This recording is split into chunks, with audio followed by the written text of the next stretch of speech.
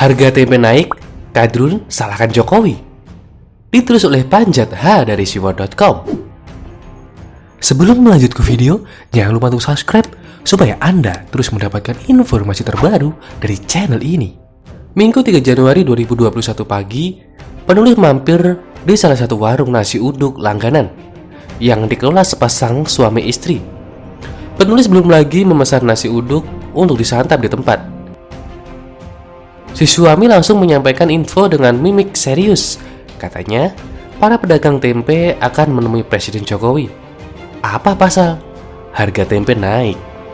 Pantas saja, pagi itu tidak tampak tempe di antara jualan mereka.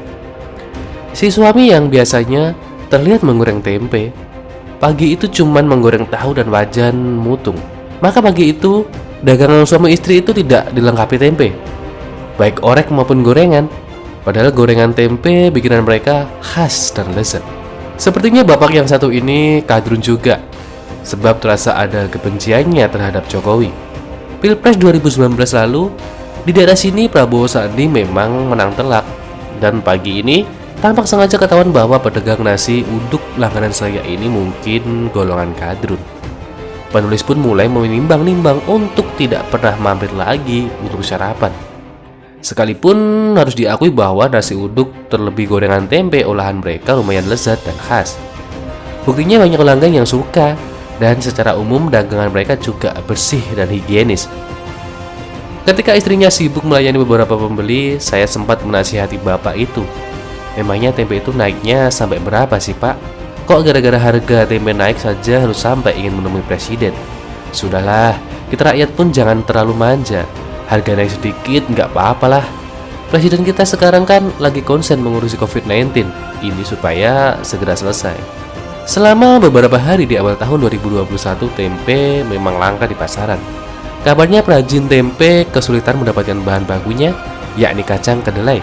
Kalaupun ada, harganya pasti mahal, sesuai hukum ekonomi. Para pedagang nasi yang lain pun tampaknya segan membeli tempe karena harganya mahal. Mungkin mereka tidak berani menaikkan harga di warungnya. Maka daripada nanti diprotes pembeli, lebih baik tidak dijual saja sekalian. Harga tempe naik karena kedelai langka. Sebenarnya sudah bukan peristiwa pertama di negeri ini yang menjadikan tempe sebagai makanan sehari-hari itu. Namun, sungguh disayangkan sikap sebagai masyarakat yang langsung merujuk dan kecewa terhadap pemerintah.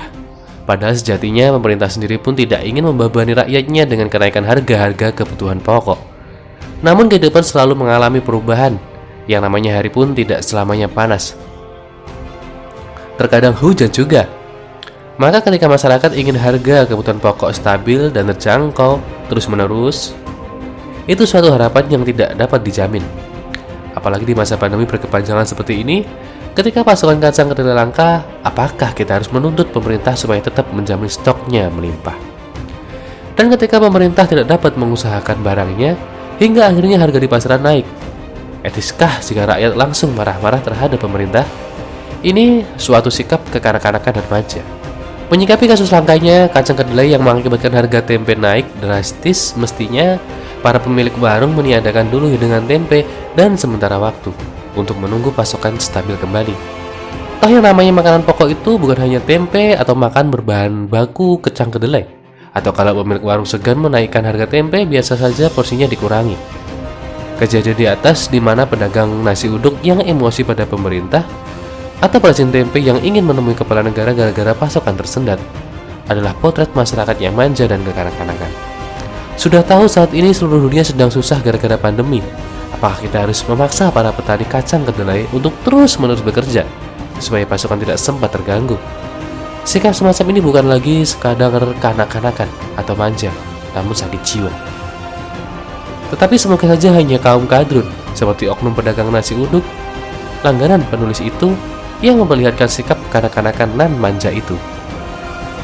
Sebab yang namanya Kadrun yang rata-rata membenci Jokowi dan anti pemerintah memang tidak pernah melihat ada yang baik dari kinerja pemerintah. Semua yang dilakukan pemerintah di mata Kadrun tetap salah. Termasuk harga tempe yang naik. Di mata Kadrun itu salah Jokowi seorang. Padahal di masa pandemi ini, kita seharusnya tidak terlalu latah membebani pemerintah dengan hal-hal yang sebenarnya bukan melulu urusan presiden. Kalau semua harus diurusi presiden termasuk harga tempe, lalu apa gunanya para pejabat seperti kepala daerah, menteri, dan lain-lain?